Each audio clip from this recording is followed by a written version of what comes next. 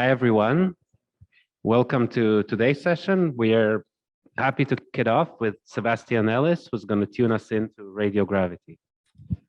Yeah, so thank you, Michael, for the introduction and for asking me to speak here today. It's a pleasure to actually see 3D faces as opposed to 2D faces.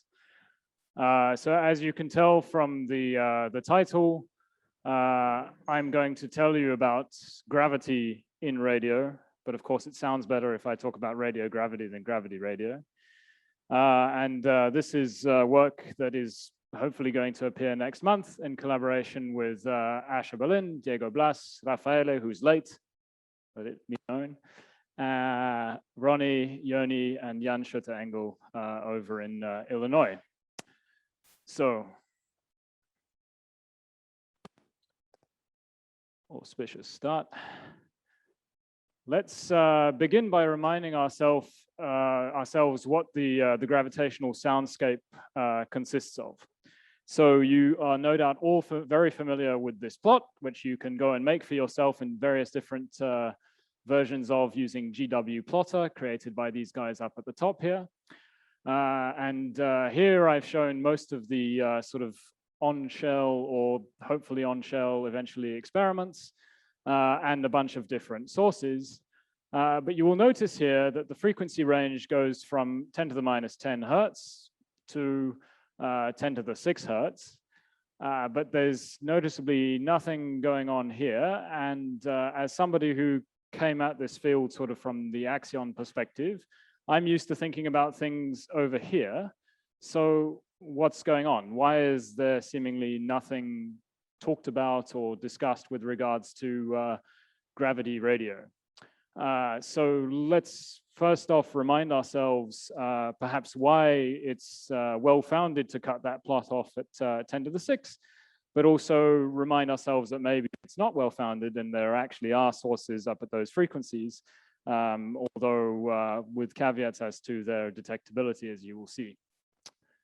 So, okay, let's go a little bit into more detail about supra kilohertz gravitational wave sources. And I want to categorize these according to whether they come from sort of what I would say are standard model processes, so stellar processes, things that I'm almost 100% sure happened in the standard, don't require additional physics beyond the standard model, and then BSM sources, which is anything that isn't in this category above here. And then I will want to categorize them according to whether they produce a stochastic signal or a coherent signal. So in terms of stochastic signals coming from the standard model, it's relatively well known and worked out relatively recently that just fluctuations from the thermal plasma early in the universe produced gravitational waves. And so depending on how hot the universe got after the end of inflation, you might get a varying amount of energy density in these gravitational waves, of course, necessarily satisfying the BBN bound. And so here is a plot from this paper by Ringwald et al. Showing you that if the universe was reheated up to a temperature of M Planck after inflation, then you might expect to have a relatively large, and you'll see what I mean later by relatively large gravitational wave signal, peaked precisely at sort of 10 to the 9, 10 to the 10 hertz. So right in this range of radio that I'm interested in today. This is from preheating or? This is just after the end of inflation. If you heat up the thermal bath, just fluctuations from that will give you gravitational waves. Doesn't that, so it's not preheating. It doesn't require anything funny at the end of inflation or anything like that. It's purely, you've heated up the plasma. The plasma has some fluctuations that sources gravitational waves automatically. So why does the frequency not depend on the temperature of reheating? Because it all happened at the same redshift, right? So it's just a question of it's redshifted from some time a long time ago to now, and so they all peak at the same frequency, but then the temperature dictates how much gravitational wave energy you're able to produce at that time. Okay, in terms of coherent sources above, yeah.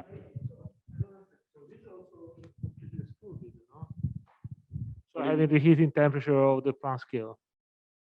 What is it? Excluded by what? Because then the inflationary scale will be also. So then the gravity waves for inflation okay. are also. If you want to have the completely scale of excluded. inflation be m Planck, I don't know of models that do that. Sure. Okay. So okay. But I mean, in principle, you can have any of these curves that are lower than the one at m Planck, and you would still produce gravitational waves just from thermal fluctuations. That's the only point I'm trying to make. Okay.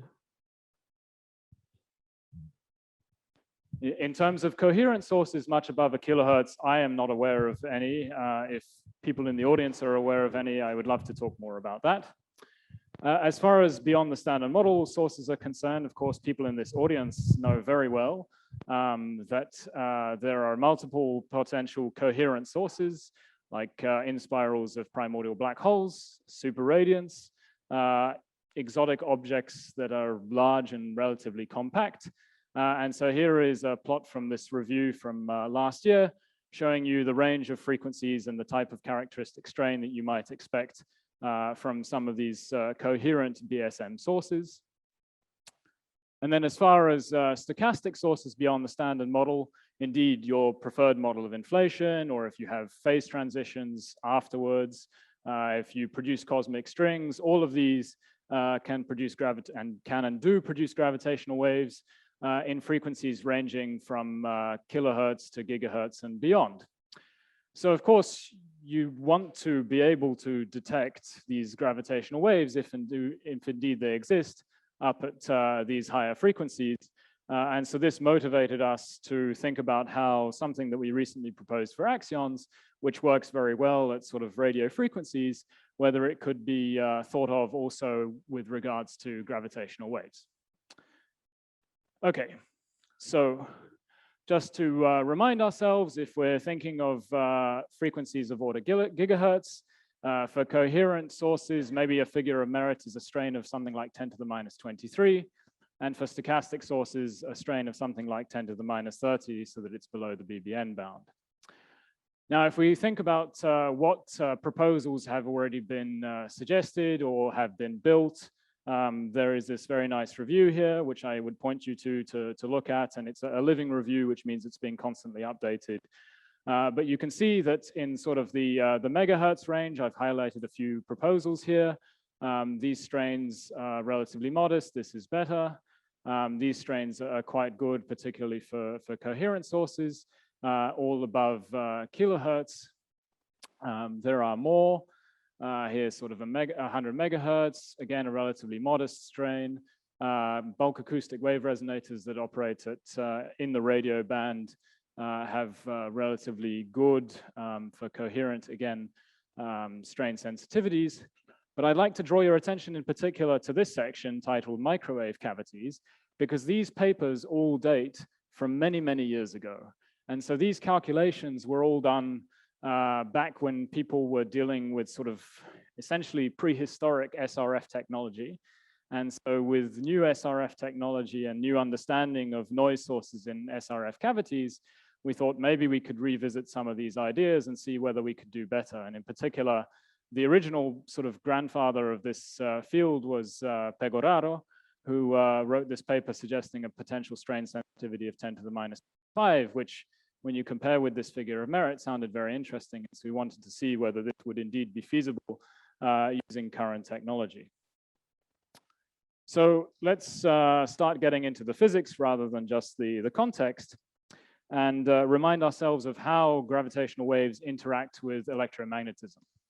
So we can start by writing down the action in a gravitational background. So we have to raise our metric, raise our field strength with the metric, which of course we're dealing in linearized gravity, so I expanded as such. And you can see just from this equation here that I'm going to get terms in my Lagrangian that look like hf squared, which to those of you coming at this from the axion perspective like myself, reminds you instantaneously of something you have in axions, which is the AFF dual term. Just a reminder, I'm working in mostly plus here. So then I can go away and take the covariant version of Maxwell's equations, so the inhomogeneous equations and the homogeneous ones. I find that the homogeneous ones don't change, but the inhomogeneous ones do. And in particular, what I find is that I get this horrible expression over here, which is sort of like an effective current sourced by gravitational waves in the presence of electromagnetic fields. So indeed, this term is there, and it's exactly like you would expect. If you have a background electromagnetic or magnetic field, you can convert gravitons into photons. So that's precisely what I'm representing here, some background field which can vary in space and in time. A graviton comes in and gets converted into a photon, and just a reminder of the horrendous effective current that you have to deal with here.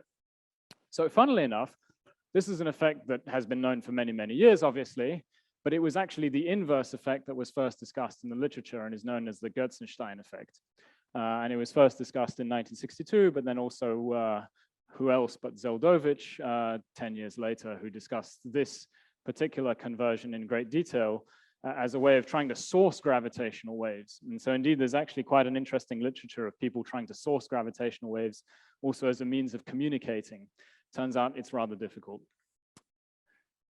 Okay, so how are we actually going to look for these gravitational waves using resonant cavities, given that effective current that I just showed you? So the first thing that you could think of is an ADMX style setup, right? So in this case, you have a static B field that you apply across a idealized cylindrical cavity. I'm going to choose it to be in the Z direction because where else? And if you have a gravitational wave with frequency omega g coming in, this will see the magnetic field and with some probability convert into my signal photons at the same frequency. So that's the first approach that you might have considered doing. The second approach that you might consider doing, or at least that I might consider doing, given that I've been proposing that we do this for axions, is to consider what we call the heterodyne approach, where instead of having a static background magnetic field, you now have a electromagnetic field that is varying in space and time inside the cavity. It's a resonant mode of the cavity, so it's at some frequency omega naught. And now my gravitational wave can come in, interact with this background electromagnetic field, and convert into a signal frequency at omega naught plus or minus omega g. The advantage of this is, of course, now you can use the same cavity to probe smaller frequencies as long as you can tune the separation in the frequencies. Whereas here, you're stuck with this equality between omega g and omega signal, and therefore the one cavity can only be used for a certain range of frequencies. There is actually a second signal only in the heterodyne case, which is a mechanical signal. So the gravitational wave, of course, not only interacts with electromagnetism, but as we know very well, it also interacts with material, and indeed it will make material vibrate. And so an incoming gravitational wave will actually cause the walls of the cavity to vibrate. And by moving these cavity walls, you're changing the boundary conditions of the electromagnetic field modes of the cavity. And so necessarily, you're going to induce some sort of mixing of modes. And indeed, the same thing can happen again in the presence of a background oscillating electromagnetic field. The gravitational wave can up-convert or down-convert this into a signal frequency at the combination of those two. So this is a separate signal, which will be particularly interesting for relatively low frequency gravitational waves. And this was indeed the focus of the MAGO collaboration way back when. Sorry. Okay, so in the heterodyne setup, we're going to be having these two signals to contend with. So indeed, we are not the first to think about these things. There are all these papers that I invite you to go look at from many years ago. And in particular, this proposal by Pegoraro, Radicati, and collaborators actually led to a prototype being built at CERN in the early 2000s called the MAGO collaboration, which led to this MAGO collaboration, which got as far as building a prototype, and then politics got in their way. All of the gravitational wave funding in Italy went to Virgo instead of any other proposals. Probably for good reason, because in the end, Virgo's actually seen things, whereas as you saw earlier, gravitational waves in radio are a little bit tenuous. But in any case, we wanted to revisit these calculations with our new and improved understanding of SRF cavities. So it turns out that in order to do this calculation carefully, you have to be rather careful about how you choose your frame in which to do the calculation. So those of you who've already done gravitational wave calculations know quite well that this can be a sticky issue.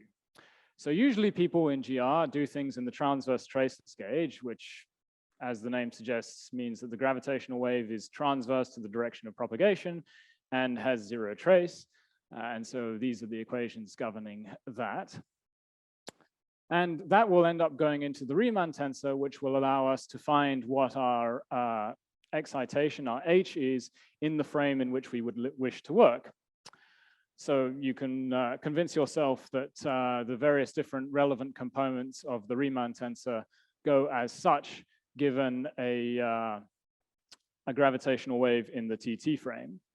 But of course, while GR people like to work in transverse traceless gauge, I, as a basically classical physicist doing E&M, want to work in the proper detector frame. And so I need to make sure that the language that I use in the TT frame is correctly transcribed into the detector frame. So indeed, in the detector frame, I know the boundary conditions of my cavity modes, thanks to Maxwell. And so I might be inclined, or indeed tempted, to try and do everything in TT gauge, because that's where the gravity of the story is particularly easy.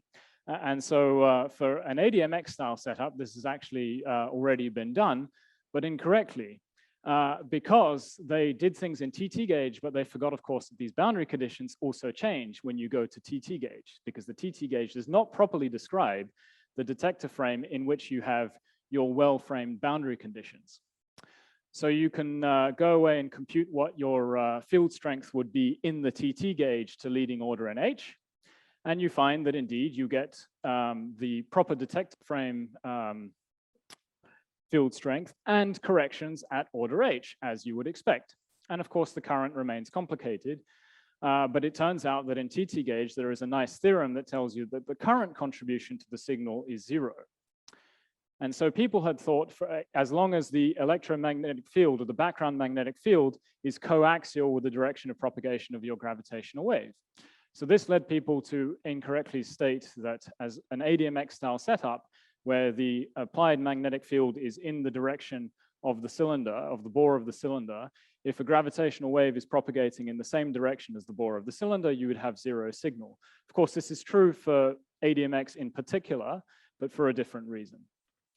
So as it turns out, when you do things correctly, you end up finding a different result. So let's get into this maths a little bit get a little bit more dirty with the maths.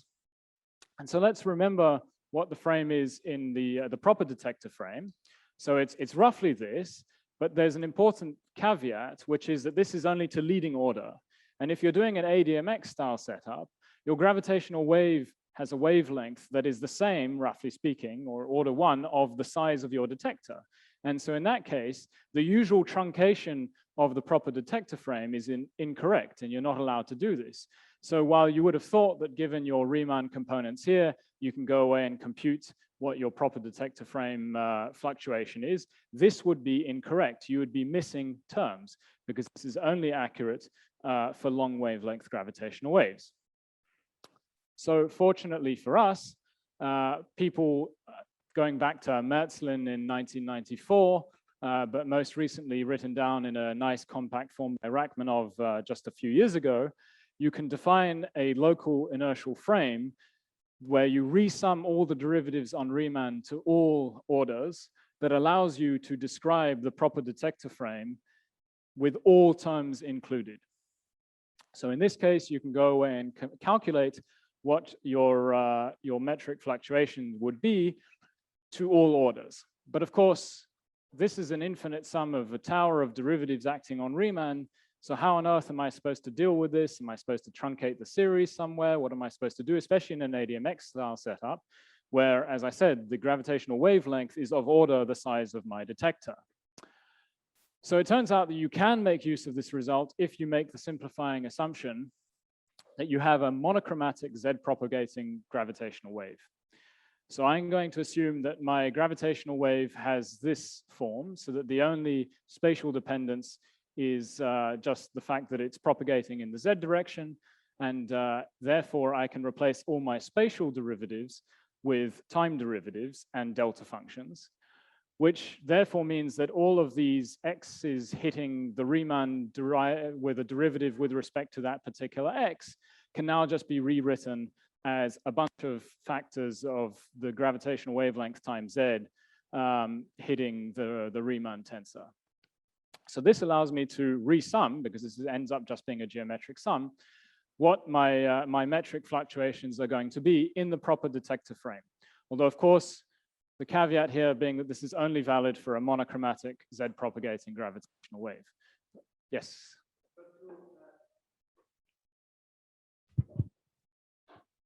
So to what extent do you need to focus on gravitational waves that are exactly on the same order in terms of wavelength as the size of your detector? Is there any point in considering the region where the gravitational wavelength is maybe a little bit short, so that you can live with this infinite sum and cut it off after a few terms? Or would that then completely destroy your detection prospects? So in an ADMX style setup with a static background field, you would then be off resonance. And so you would be, your sensitivity would start dying like some ratio of frequencies. But you're mentioning that you were going to focus on this heterodyne regime. So the heterodyne regime, indeed, you can use the proper detector frame truncated to leading order, because you can just live with a frequency separation that is such that the gravitational wavelength is bigger than your detector. So this part of the discussion is purely to clean up some things in the literature that have been done incorrectly with regards to a static field setup.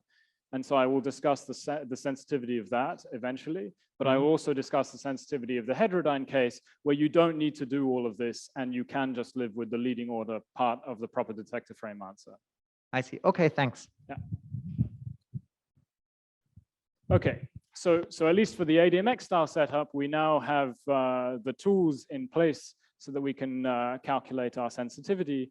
And for the case of the heterodyne, you would just take the appropriate limits here where the gravitational wavelength gets very long, and you would just have what you thought was the right answer in the detector frame before incorrectly. Okay.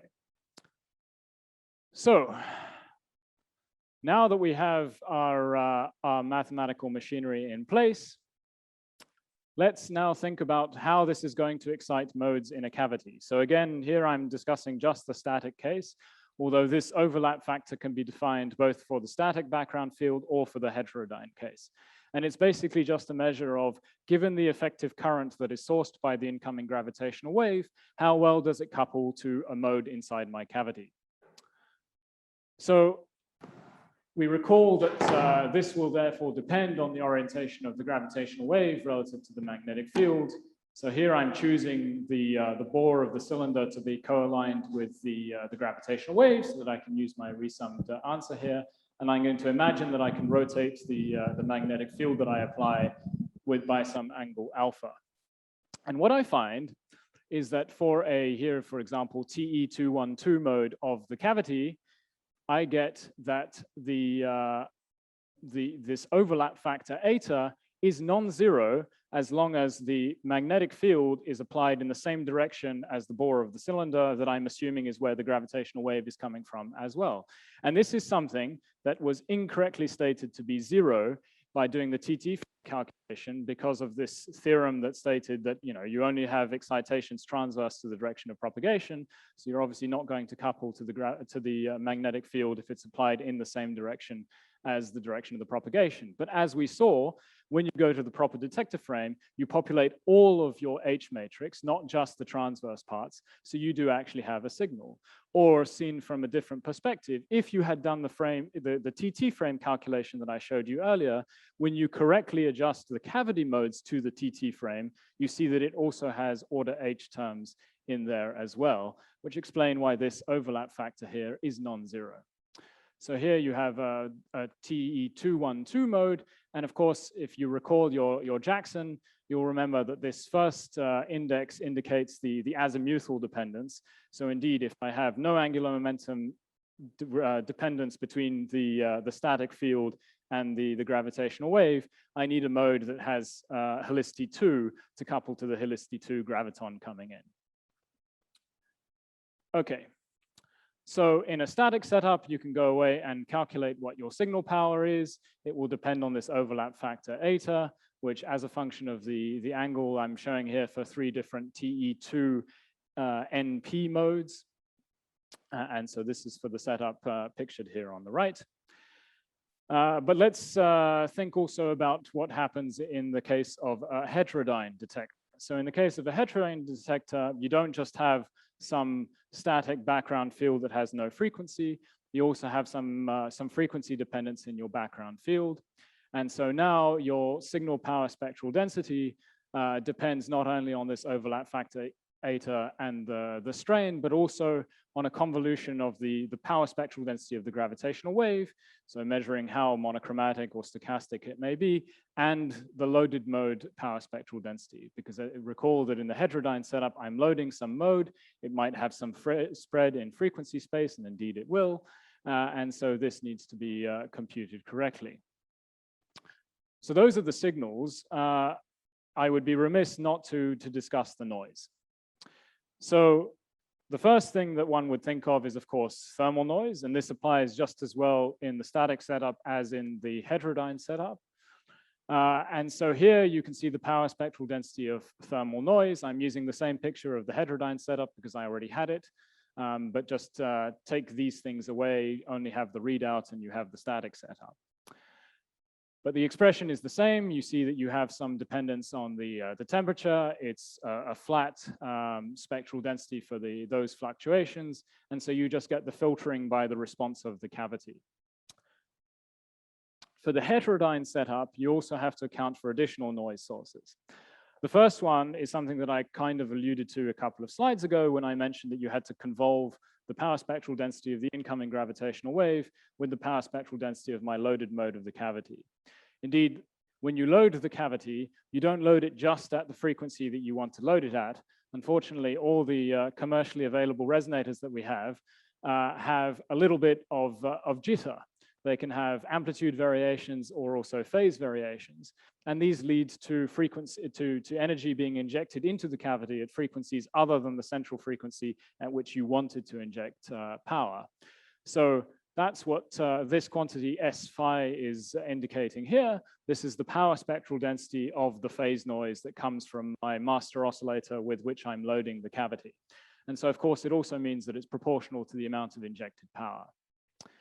Now, I have a handle with which I can try and reject some of this background noise, which is that, at least in the original MAGO setup, the signal and the background fields were anti-aligned with each other.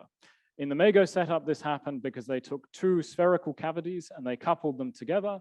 And if you take 2 harmonic oscillators and you couple them, you have a symmetric mode and an anti-symmetric mode that are split for every single one of your initial resonant modes. And so that's exactly what they were imagining here. And so their signal mode would have been one of the 2, let's say the symmetric mode, and their background mode would have been the other, in which case, in at least one of the cavities, the electric fields of the signal and background would have been anti-aligned. And so they could use this symmetry property of the signal relative to the background to isolate one from the other. And I'm parameterizing this level of isolation by this parameter epsilon 1d here, which is basically just when I drive the cavity, how well am I driving the background mode as opposed to accidentally driving the signal mode with the opposite orientation of the electric field. Okay. There are also additional sources of noise that are particularly insidious for the heterodyne setup, namely vibrations of the cavity. So if you imagine how you do this experiment, you have to put this cavity in a liquid helium bath. You have to cool it down to sort of 2 Kelvin, potentially lower if you put it in a dilution refrigerator. But there's also going to be noise, like real literal acoustic noise in the room where you're doing your experiment, not only from the helium bath, but also, someone walks past the building and is making a lot of noise. Someone comes outside and holds up their boombox, whatever. There's going to be noise, and this is going to introduce vibrations. Those vibrations you can think of as just phonons that are excited in the cavity walls, that have resonant frequencies and some spectrum of resonances that can interact with the photons in the cavity and again spread power to other frequencies that are combinations of the background mode and the frequency of the resonant mode of the wall of the cavity. Now, this is actually also partly the signal, right? For the mechanical signal of the gravitational wave, this is not only the noise source, it's also the source of signal. And so this introduces a complication that I will discuss in just a moment. In any case, the power spectral density of this mechanical noise, again, depends on the amount of power I inject into the cavity, because of course, if I inject no power, I'm not going to get any of this going on here.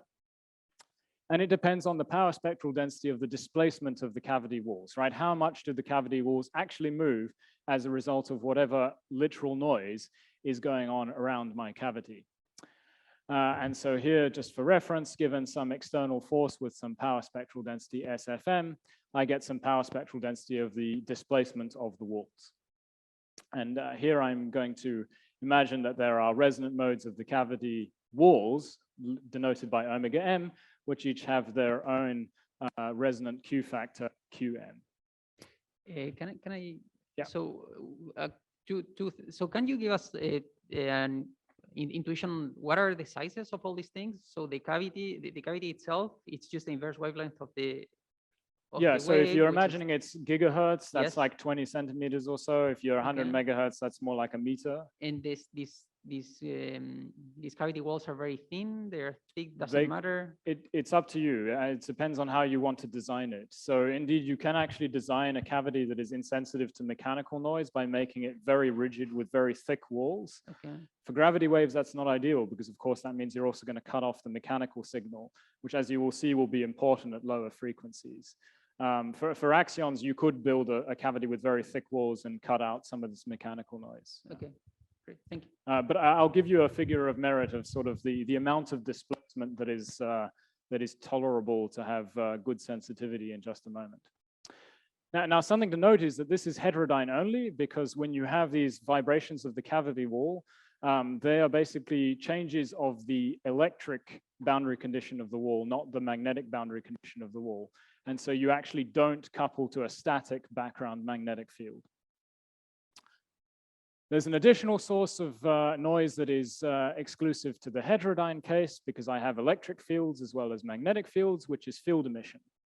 So here, if you think of a cavity, it's not going to be perfectly smooth. It's going to have little impurities on the wall. And if I have an impurity here denoted by this little triangular dent, and I have a peak value of the electric field that is near there, it's just going to strip off electrons. And those electrons that get stripped off will get injected into the cavity. They will get accelerated the length of the cavity. And in sort of one cycle, they'll just slam into one of the walls and then emit a bunch of radiation. So there's synchrotron radiation as they're passing through the cavity bulk. There's transition radiation as they hit the wall. And as they eventually come to a stop, they emit Bremsstrahlung. So normalized to the total amount of power lost here, I'm assuming that if it's less than thermal noise, which is just 4 pi t, then I can accept 0.1 watts of loss to field emission before field emission becomes my dominant noise source. So in practice, what this means is that the maximum magnetic field that I can have in my superconducting cavity is relatively low. Otherwise, above that, you quench the cavity, you lose up conductivity, and this no longer works. And so sort of something like 200 millitesla is the figure of merit for the maximum field I can put in current technology superconducting RF cavities. Okay, I don't know why that's there twice. Here we go. So I can't resist but show this picture of all the different noise sources put together. But more importantly is how much does this actually mean in terms of noise power, right? So here are the two standard sources of noise, the thermal noise here and the amplifier noise, assuming a quantum limited amplifier outside my cavity.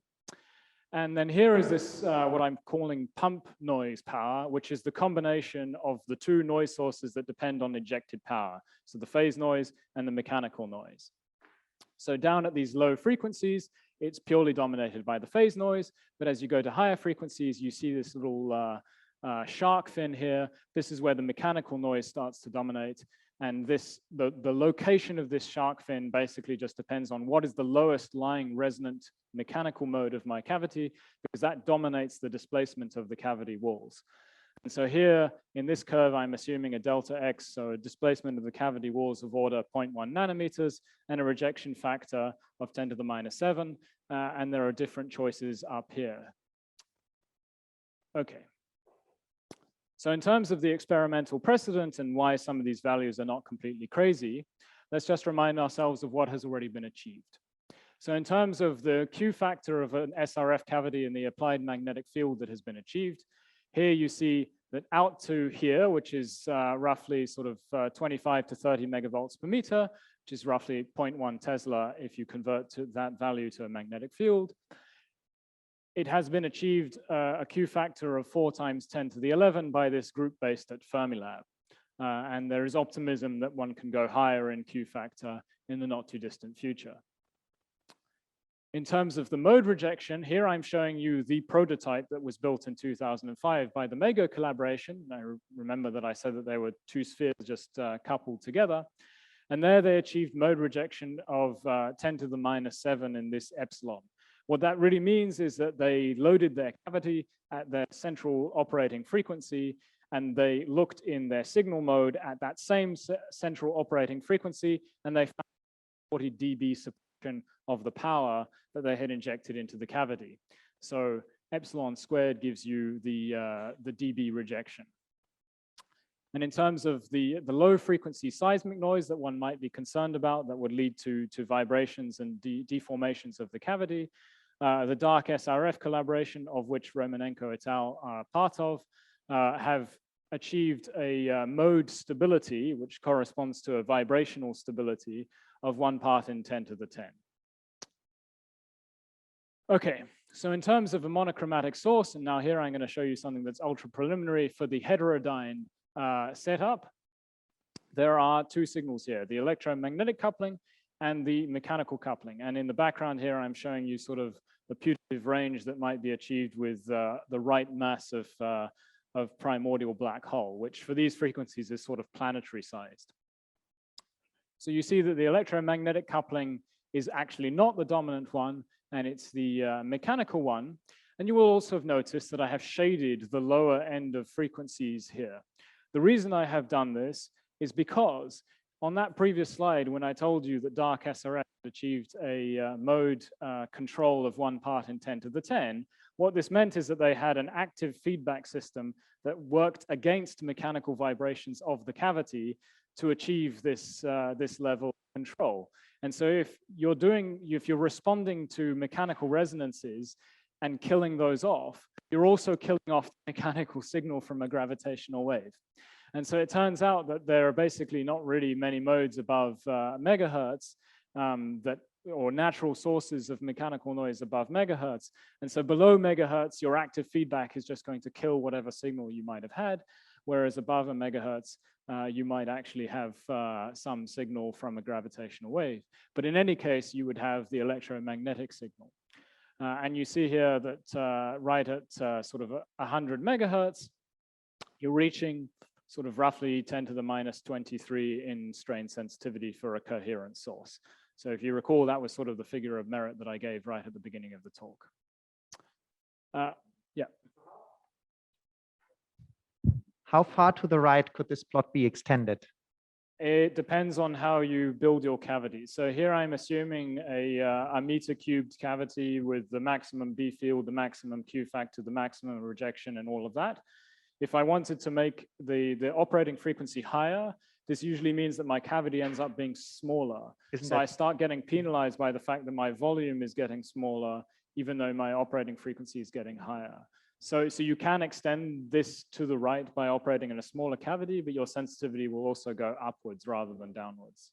So this the blue curves here that show the mechanical resonance sensitivity, they would at some point turn up then, or? Yeah, so this bottom dotted line is assuming the same mechanical quality factor for all of the resonances that could be hit by a gravitational wave, But which that is gets of course not true. and that gets right? more difficult as you make it smaller.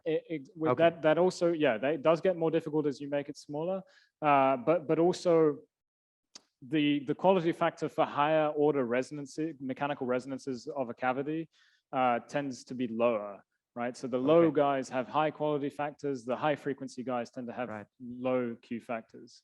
And so this line is almost certainly not straight across and really rather just sort of cuts upwards and eventually reaches the electromagnetic one. Okay, I think thanks. Mina has a question behind you. You may have said it and I've missed it. So why does it become, so what are you plotting first of all in the vertical axis? Is it noise or is it after strain after some integration? This is time? strain sensitivity. After some, how much integration time? I think this was a year of integration time. Okay, then why does it remain flat, the mechanical response?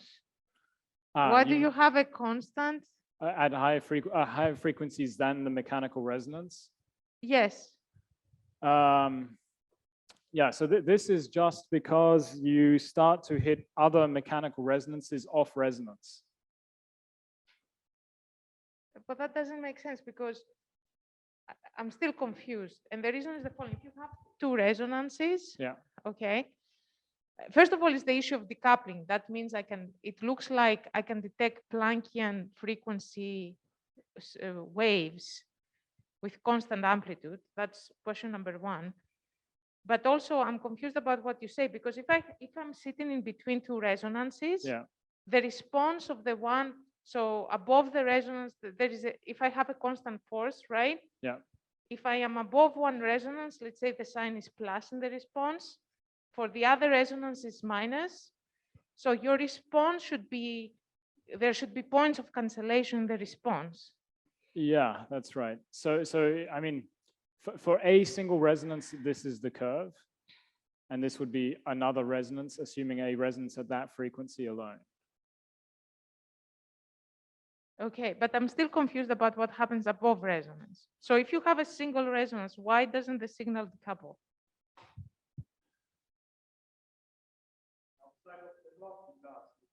Yeah, I mean. Sorry?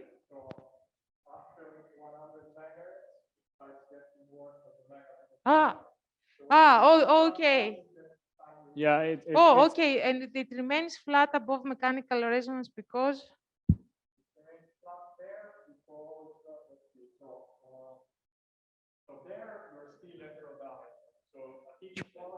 Sorry. The splitting between the two modes for each point. At each point, you have an electromagnetic resonance. And then, okay, but then afterwards, you lose with the volume. But peak only when the frequency of the older than the typical frequency of the cavity. So this is below, these frequencies that you're plotting there are below the resonant frequency of the cavity itself. Yeah. Okay, thank you. Yeah. The resonant frequency of the cavity is sort of a gigahertz, and I'm just tuning separations between the two modes. Yeah. In the case of a static ADMX style experiment, so using some of their sort of putative magnetic field and quality factor, and operating at a gigahertz at a temperature of a Kelvin, assuming an integration time of a year, this would be the strain sensitivity for an SNR of 1. But of course, ADMX reads data in the TM010 mode, which is useless for gravitational waves because that's a helicity 0 mode as opposed to something that couples to a spin 2 field like the graviton. If they can somehow read out a TE2XX, whatever they want in terms of radial and longitudinal dependence, then they would actually be able to set a limit or potentially discover radio frequency gravitational waves. Okay, so in terms of the stochastic sources, which I didn't discuss because you'll notice that the last two slides were only discussing reach for monochromatic sources, I remind you that for an ADMX style setup, then I would have to deal with the full resummation of those derivatives of Riemann. And for a stochastic source, I don't yet know how to do that. So that's why I'm not showing you anything there. And as for the heterodyne setup, we're still doing the analysis of what the reach would be to stochastic sources, but I can tell you that very clearly, given the strain sensitivity that I showed you on the previous plot for a monochromatic source, it's going to be well above the BBN bound. So you're not going to be able to probe anything below the BBN bound or any of these beyond the standard model sources of high frequency stochastic gravitational waves that I showed you in that plot earlier in the talk. So unfortunately, that is beyond current technology. So before I wrap up, let me just mention something that I think is relevant to people here and is also relevant for the gravitational wave setup, which is that a prototype of this same sort of idea of heterodyne detection of axions, though, has been funded at SLAC through their lab-directed research and development. So here are sort of the nominal parameters of the prototype that will hopefully be built in the next couple of years, and the potential sensitivity it could have if it could scan all of these separations in frequencies between the two modes. In practice, what's likely is that it will be able to scan 1 to maybe 2 decades in mass, not this entire range. A future setup, which hopefully this prototype, which will probe new parameter space, will show that you can do, is that that future setup could potentially probe up to 10 orders of magnitude of the ALP dark matter order 1 misalignment angle parameter space, which is this blue line here. And would have new sensitivity to the QCD axion, which is complementary to that of DM radio, and complementary also obviously a different coupling to that of Casper. So this is very exciting that this is currently starting to move closer to being on shell. So let me just conclude, because I'm a little bit over time, by just pointing you in the direction of these activities, which are currently being led by a group in Cambridge, which is particularly interested in motivating further prospects for detection of high frequency sort of radio frequencies, gravitational waves. And I hopefully convince you that radio frequency cavities or superconducting radio frequency cavities are a good way of tuning into gravity at radio frequencies. Or radio gravity. And just to remind you that previous literature had already considered static setups, but had some inconsistencies. And we've sort of cleaned this up, and we find that there is a qualitatively new result, which is that this coaxial magnetic field with the incoming gravitational wave does give you a signal, unlike what people had said. The sensitivity with current technology to strain for coherent sources is roughly 10 to the minus 20 plus or minus 3, depending on what frequency and what cavity properties you choose. So this is maybe okay for BSM sources, not great for stochastic sources, unfortunately. The prototype for axions has been funded, with the first results hopefully in a couple of years. And there are many ongoing discussions with people at SLAC, at Fermilab, at DACY, and at CERN to figure out how to build a detector for gravitational waves. And hopefully, if I see all of you in a year or two's time, I'll be able to tell you the same thing as this bullet point for gravitational waves. So thank you for listening.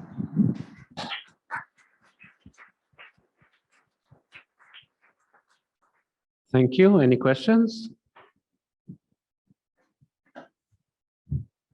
So this was really interesting. Thank you. I didn't quite understand to what extent the sensitivities that you presented now depend on this assumption that the gravitational wave is propagating along the z direction. Yeah, good. So let's see. So for this one here, that dependence is encapsulated in this eta parameter, which I'm plotting here, assuming a different angle of rotation of the gravitational wave relative to the direction of the magnetic field. So you see that if you're coaxial, you're maximal, and if you're at 90 degrees, you're minimal. But you basically always have some sensitivity, and it's roughly order 1. This is going from sort of 0.25 eta to above 1 eta. So is this now for frequencies that are high enough that you can truncate? So this is for the static field setup. where I'm assuming that I can treat it as a monochromatic gravitational wave propagating in a single direction, And you're so then that I can do the resummation. So there's no truncation. It's all orders, full calculation. So you can do the resummation even when it's traveling in a direction that is not along the bore of the You just cylinder? decide that you change the direction of your magnetic field relative to the bore, as opposed to changing the direction of your gravitational wave, right? So you pick the direction of your gravitational wave, and then you just choose which direction your magnetic field is pointing. Okay, I see. All right, thanks. More questions?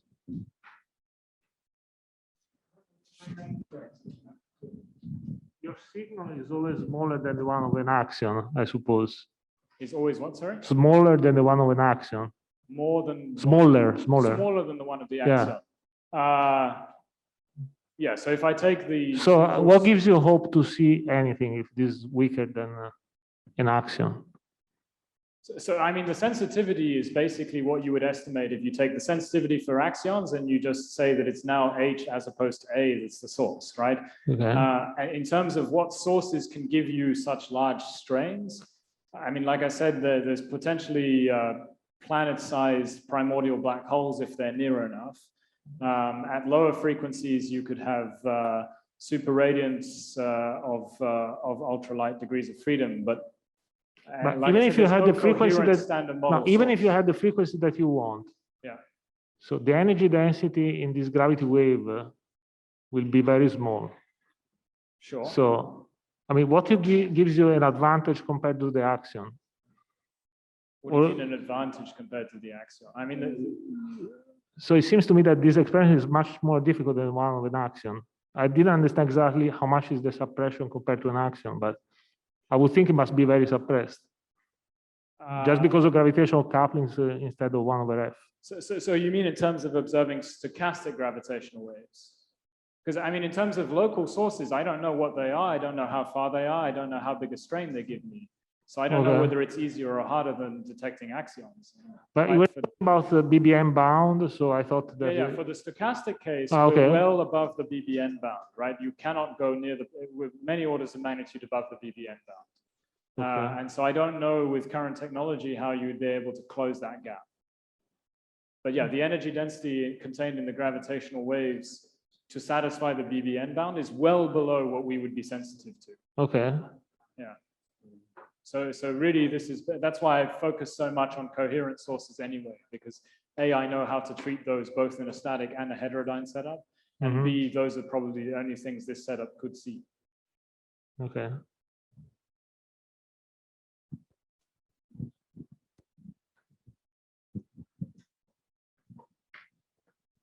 Sorry, this question, but it's planet size. Do you mean mass? Yeah. The mass is. Not so planet these are radius black holes, but planet mass black holes. Planet small. Okay, so these. So things like this big. Yeah.